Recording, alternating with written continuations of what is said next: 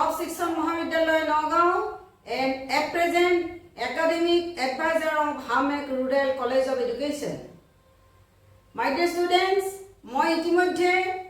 আমাৰ ক্লাছৰুমত কেনে ধৰণৰ ছাত্ৰ-ছাত্ৰী পাওঁ বা সেই ছাত্ৰ-ছাত্ৰীবিলাকৰ বৈশিষ্ট্য কেনে ধৰণৰ অৰ্থাৎ হাই এবিলিটি ষ্টুডেণ্ট আৰু স্লো লাৰ্নাৰ ষ্টুডেণ্টবিলাকক আমি কেনেকৈ বাছি উলিয়াওঁ এই সম্পৰ্কে আলোচনা কৰিছিলোঁ আৰু মই আশা ৰাখিছোঁ আপোনালোকে সেই ভিডিঅ' কেইটাৰ জৰিয়তে সেই বৈশিষ্ট্যবোৰ আৰু সেই ধৰণেৰে আমি হাই এবিলিটি ষ্টুডেণ্ট আৰু স্লো লাৰ্নাৰ ষ্টুডেণ্টসকলক বাছি উলিয়াব পাৰিম। আজি মই আলোচনা কৰিবলৈ আহিছোঁ আপোনালোকৰ লগত কেনে ধৰণেৰে গ্ৰুপ ৱৰ্ক অৰ্থাৎ দলীয় কাৰ্যৰ জৰিয়তে আমি ছাত্ৰ-ছাত্ৰীসকলক শিক্ষাৰ ক্ষেত্ৰত আৰু অধিক আগুৱাই লৈ যাব পাৰোঁ। মাই ডিয়াৰ ষ্টুডেণ্টছ, আমি যদি দলীয় কাৰ্য ছাত্ৰ-ছাত্ৰীৰ মাজত ভগাই দিওঁ তেতিয়া কিন্তু ছাত্ৰ-ছাত্ৰীসকল যে উন্নত হ'ব এইটো খাটাং। কিন্তু সেই দলীয় কাৰ্যখিনি আমি কেনেধৰণেৰে ছাত্ৰ-ছাত্ৰীৰ মাজত ভগাই দিম তাৰ বাবে আজি আমি এই ক্লাছটো যুগুত কৰিছোঁ আৰু আমি ক'ব খুজিছোঁ যে এই দলীয় কাৰ্য বুলি কওঁতে আচলতে কি হয় আমাৰ মূল বস্তুটো আহে কোঅপাৰেটিভ লাৰ্ণিং অৰ্থাৎ সমবায় শিক্ষা। এতিয়া ক'ব বিচাৰিছোঁ যে এই সমবায় শিক্ষা বুলি যে কৈছোঁ এই সমবায় শিক্ষাটোনো কি? মাই ডিয়াৰ ষ্টুডেণ্টছ, আমি ক্লাছৰুমত বিভিন্ন ধৰণৰ ষ্টুডেণ্ট পাওঁ, যেনে হাই এবিলিটিৰ পালোঁ বুলি কৈছোঁ, লোৱাৰ এবিলিটি পাইছোঁ বুলি কৈছোঁ বা যিবোৰ কিছুমান শাৰীৰিকভাৱে সক্ষম ষ্টুডেণ্টকো আমি লগ পাওঁ। এতিয়া এই ষ্টুডেণ্টবিলাকৰ কিন্তু বেলেগ বেলেগ ধৰণৰ যোগ্যতা থাকে। আমি কি কৰিব লাগে প্ৰথমতে তেওঁলোকৰ যোগ্যতাখিনি বাছি উলিয়াই সেই যোগ্যতা অনুসাৰে গ্ৰুপ বনাব লাগে আৰু সেই যোগ্যতা অনুসাৰে গ্ৰুপ বনোৱাৰ বিনিময়ত কি হ'ব প্ৰত্যেকজন ছাত্ৰৰে যিখিনি ব্যক্তিগত যোগ্যতা আছে বা দুৰ্বলতা আছে সেই যোগ্যতা আৰু দুৰ্বলতাবিলাকক আমি বেলেগ বেলেগ ধৰণেৰে লৈ গ্ৰুপ বনাই তেওঁলোকৰ নিজস্ব মতামত, নিজস্ব থিংকিং, নিজস্ব যিখিনি ক্ৰিয়েটিভিটি আছে সেই ক্ৰিয়েটিভিটিখিনি তেওঁলোকৰ দলীয় কাৰ্যত সংযোগ কৰিব লাগে যাতে সেই সংযোগিত হোৱা তেওঁলোকৰ যিখিনি মতামত, তেওঁলোকৰ যিখিনি ক্ৰিয়েটিভিটি তাৰ জৰিয়তে প্ৰত্যেকজন ষ্টুডেণ্ট একেলগ হৈ আগবাঢ়ি যাব পাৰে। অৰ্থাৎ মই আৰু অকণমান ভালকৈ ক'ব বিচাৰিছোঁ, যদি আমি এটা উদাহৰণ ল'লোঁ যে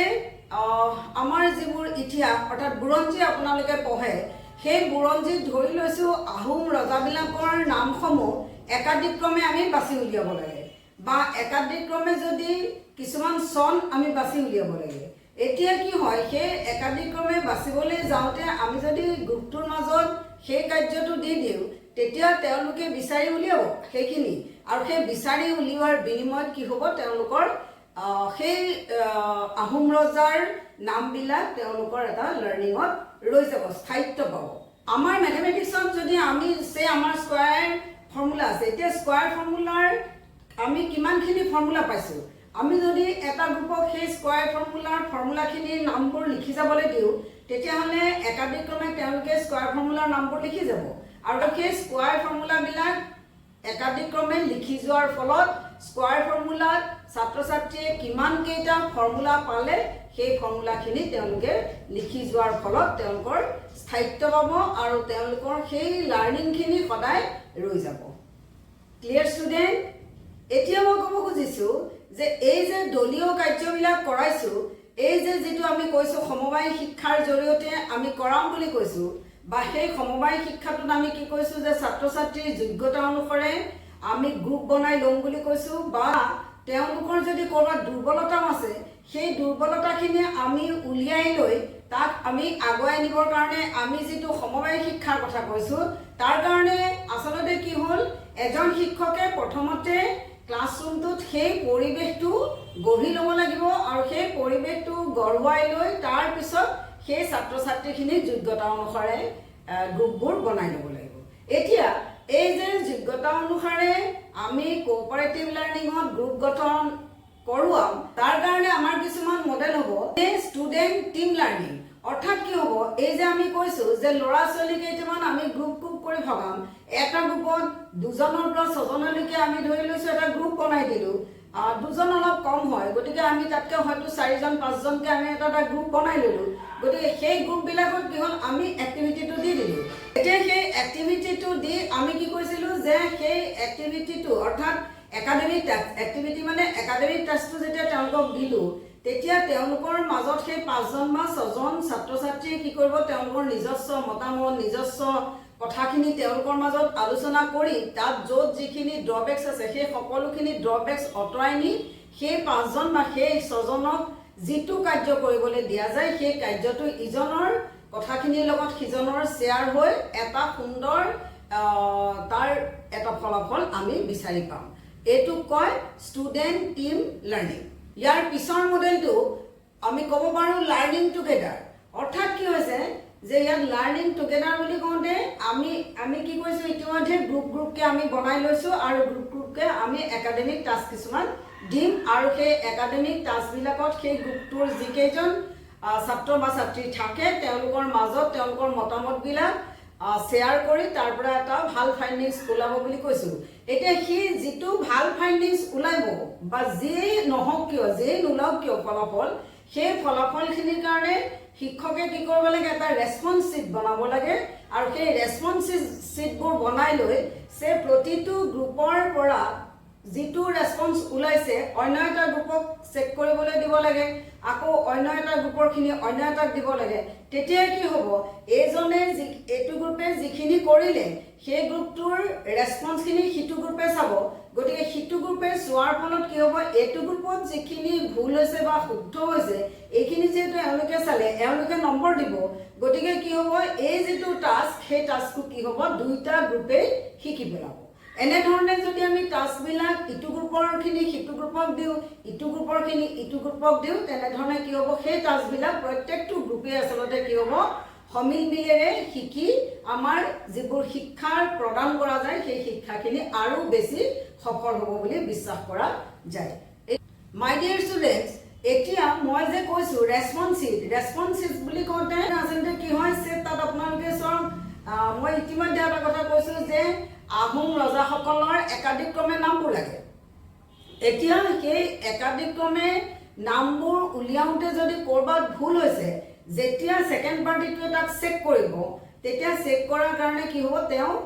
লগতে এই গ্ৰুপটোৰ লগতে সেই গ্ৰুপটোও শিকি পেলালে আৰু যদি ক'ৰবাত ভুল হৈছে সেই ভুলখিনিও তেওঁলোকে লগত শুধৰাই ল'লে এতিয়া এটা ছবি আঁকিছোঁ সেই ছবিটো আঁকিবলৈ যাওঁতে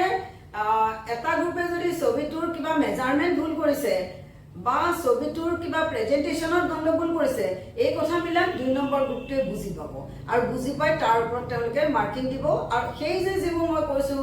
যে ছবিটোৰ প্ৰেজেণ্টেশ্যন হওক ছবিটোৰ মেজাৰমেণ্ট হওক এই কথাখিনি কিন্তু শিক্ষকজনে কিছু ইংগিত দিব লাগে কিহৰ ওপৰত ৰেছপন্স শ্বীটখন ছাত্ৰ ছাত্ৰীসকলে ইভালুৱেট কৰিব ক্লিয়াৰ ষ্টুডেণ্টছ এবাৰ আহিছোঁ 3 নম্বৰ মডেলটোৰ কথা আলোচনা কৰিবলৈ সেইটো হ'ল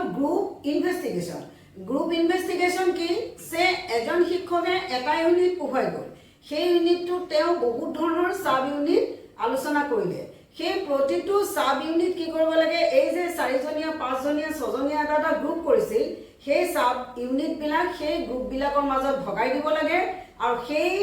গ্ৰুপবিলাকৰ যিটো সাব ইউনিট দিয়া যাব তাৰ গ্ৰুপ মেম্বাৰবিলাকক বুজাই দিব লাগে যাতে সেই সাব ইউনিটটো তেওঁলোকে আনাদাৰ পিপিলছৰ আগত অন্য ছাত্ৰ ছাত্ৰীসকলৰ মাজত আলোচনা কৰিব লাগিব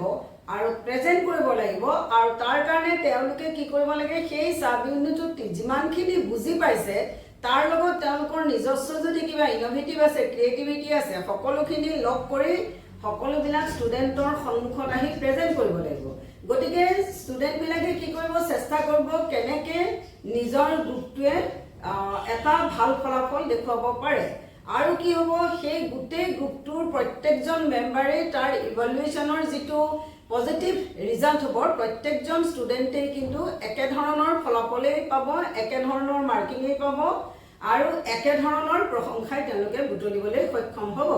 যাৰ ফলত কি হ'ব যে গ্ৰুপবিলাকে প্ৰত্যেকটো গ্ৰুপেই যথেষ্ট গুৰুত্ব সহকাৰে লৈ তেওঁলোকৰ যিটো সাব ইউনিট দিয়া গৈছে সেই সাব ইউনিটটো প্ৰেজেণ্ট কৰিবৰ কাৰণে চেষ্টা কৰিব আৰু লগে লগে কি হ'ব প্ৰত্যেকৰ সাব ইউনিটটো ৰাজহুৱাভাৱে ডিসকাস কৰাৰ ফলত তেওঁলোকে কি হ'ব সেই সাব ইউনিট বিলাক ভাল ধৰণেৰে যদি কৰবাত আগতে শিক্ষকজনে শিকাওতে ড্ৰবেক্স ৰৈ গৈছিল সেই সকলোখিনি ড্ৰবেক্স অতৰাই ভাল ধৰণেৰে তেওঁলোকে আকৌ বুজি লৈ আকৌ যেতিয়া প্ৰেজেন্ট কৰিব তেতিয়া সেই সাব ইউনিটখিনি শিকাত সহজ হৈ যাব ক্লিয়াৰ ষ্টুডেন্ট এবাৰ আহিছো আমাৰ last model provision in heterogeneous classroom এই ক্ষেত্ৰত কি হয় যে যেহেতু আমি ইতিমধ্যে কৈছো যে আমি ক্লাছৰুমত কেইবা ধৰণৰ ষ্টুডেন্ট পাওঁ যেনে আমি কি কৈছিলো যে হাই এবিলিটি স্লো লাৰ্নাৰ বা ডিফাৰেন্টলি এবল ষ্টুডেন্ট এনে ধৰণৰ যেহেতু বেলেগ বেলেগ ক্যাটাগৰীত আমি এটা ক্লাছৰুমত ষ্টুডেন্ট পাওঁ এজন শিক্ষকৰ কাৰণে সম্ভৱ নহয় যে সকলোখিনি কাৰণে বেলেগ বেলেগ ক্লাছ বেলেগ বেলেগ ধৰণে শিকাব গতিকে কি হ'ব লাগে এই হেটাৰোজেনিয়াস ক্লাছৰুমৰ জৰিয়তে ছাত্ৰ ছাত্ৰীসকলক গ্ৰুপ বিলাক যে বনাই ইতিমধ্যে শিকাম বুলি ভাবিছে সেই গ্ৰুপ বিলাক লৈ তাৰ গ্ৰুপৰ প্ৰতিজন ছাত্ৰ ছাত্ৰীৰ প্ৰতি শিক্ষকে ইন্ডিভিজুৱেল এটেনশন দিব লাগে আৰু তেওঁলোকৰ লগত এটা গুড ইন্টাৰেকশন কৰিব লাগে তেওঁলোকৰ পৰা এটা ফলাফল ল'ব লাগে ইভালুৱেট কৰিব লাগে বা তেওঁলোকৰ লগত এটা এটাচমেন্ট কৰিব লাগে যাৰ ফলত কি হ'ব এটা হেটাৰোজেনিয়াস ক্লাছৰুমৰ এটা সৃষ্টি হ'ব আৰু তাৰ পৰা ল'ৰা-ছোৱালীয়ে কি হ'ব শিকিবলৈ এটা সুবিধা পাব আৰু সেই শিকিবলৈ পোৱা সুবিধাবিলাকৰ জৰিয়তে মাই ডিয়াৰ ষ্টুডেন্ট যে ল'ৰা-ছোৱালীবিলাক আগবাঢ়ি যোৱাত সহায় হ'ব এতিয়া মই ক'ব কৈছো এই যে কোঅপাৰেটিভ লাৰ্নিং বুলি কৈছো ইয়াৰনো গুৰুত্বটো কি বা ইয়াৰ প্ৰিন্সিপল বিলাক কি এই সম্পৰ্কে ক'ব কৈছো চাওক আমি চাৰিটা প্ৰিন্সিপল পাওঁ number 1 principle of active participation number 2 principle of equal opportunity number 3 principle of enquiry and number 4 principle of joy and freedom ইতিমধ্যে আমি যিমানখিনি কথা আলোচনা কৰিলো সেই আলোচনাখিনিতে এই প্ৰিন্সিপল কেইটা সোমাই আছে কাৰণ আমি কি কৈছো আমাৰ ফাৰ্স্ট প্ৰিন্সিপলে কৈছে এক্টিভ পাৰ্টিসিপেশন ষ্টুডেন্টে যেতিয়া নিজেই কামটো কৰি নিজেই ফলাফল উলিয়াই পেলাব পাৰে বা নিজেই শিকি পেলাব পাৰে নিজে কৰে তাতে আমাৰ ওলাই গৈছে যে সেই প্ৰিন্সিপলটো অৰ্থাৎ এক্টিভ পাৰ্টিসিপেশন তাৰ পিছতে আমি কৈছিলো যে ইকুৱেল অপৰচুনিটি আমি কৈছিলো যে পাঁচজন ষ্টুডেন্ট যদি এটা গ্ৰুপ বনাইছে প্ৰত্যেকই ৰিজাল্টটো যেতিয়া ফলাফলটো ভাল কৰিব তেতিয়া সেই ফলাফলৰ অংশীদাৰ প্ৰত্যেকটো ষ্টুডেন্টে হ'ব তাৰ মানে তেওঁলোকক সমানেই প্ৰাধান্য দিয়া যায় তাক কোৱা গৈছে ইকুৱেল অপৰচুনিটি তাৰ পিছত আমি কৈছিলো প্ৰিন্সিপল অফ এনকুৱাৰী বুলি কওঁতে আমি কি কৈছো যে আমি যেতিয়া এনকুৱাৰী কৰিম তেতিয়া কি হ'ব সেই এনকুৱাৰীটো দলীয় কাৰ্যৰ জৰিয়তে সফল হ'ব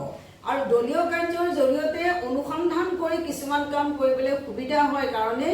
আমাৰ এই দলীয় কাৰ্যত প্ৰিন্সিপল অফ এনকুৱাৰীটো কৰা গৈছে এবাৰ কৈছো যেহেতু কাৰ্যখিনি দলীয় কাৰ্যখিনি একাডেমিক ক্লাছখিনি সকলোখিনি ষ্টুডেন্টে নিজে কৰে এতিয়া যেটো ষ্টুডেন্টে নিজে কৰিবলৈ পাইছে তাৰ ফলত কি হৈছে তেওঁলোকে এটা ফ্ৰীডম পাইছে আৰু যেতিয়া তেওঁলোকে ফ্ৰীডম পায় তেতিয়া কি হৈ যায় যে ছাত্ৰ ছাত্ৰীয়ে কাম কৰাৰ আনন্দটো বিচাৰি পায় আৰু কাম কৰাৰ আনন্দটোৱে হ'ল principle of joy and freedom my dear students মই ইতিমধ্যে আমাৰ যেটো দলীয় কাৰ্যৰ জৰিয়তে ছাত্ৰ ছাত্ৰীসকলক শিক্ষাৰ ক্ষেত্ৰত অধিক আগুৱাই নিব পাৰিম বুলি যিখিনি কথা আলোচনা কৰিবলৈ আহিছিলো সেই আলোচনা কৰিবলগীয়া কথাখিনি ইতিমধ্যে মই শেষ কৰিছো আৰু মই আশা ৰাখিছো যে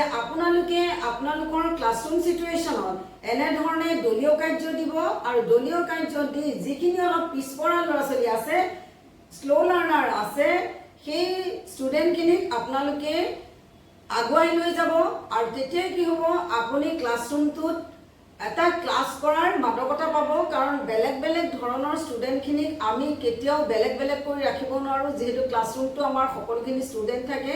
সেয়ে মই আশা ৰাখিম যে আপোনালোকে নিজৰ ক্লাছৰুমত এনে ধৰণে কোঅপাৰেটিভ লাৰ্নিঙৰ জৰিয়তে শিকাবলৈ চেষ্টা কৰিব আৰু মই আজি যেটো ক্লাছ কৰিছো এই ক্লাছটোৰ ওপৰত যদি আপোনালোকৰ কিবা ডাউট থাকে একো কথা নাই মোৰ কমেন্ট বক্স খোলা আছে আপোনালোকৰ মতামতবোৰ মোৰ কমেন্ট বক্সত দিব আৰু মই চেষ্টা কৰিম আপোনালোকৰ সেই কমেন্ট বিলাকৰ উত্তৰ দিবলৈ আজিৰ ক্লাছটো মই ইমানতে সামৰিছো আশা ৰাখিছো আপোনালোকে বুজি পাইছে আকৌ আহিম বেলেগ বিষয় লৈ আপোনালোকৰ ওচৰলৈ বেলেগ ক্লাছ লৈ আপোনালোকৰ ওচৰলৈ আজিলৈ ক্লাছটো সামৰিছোঁ ষ্টে হেল্ডি এণ্ড ষ্টে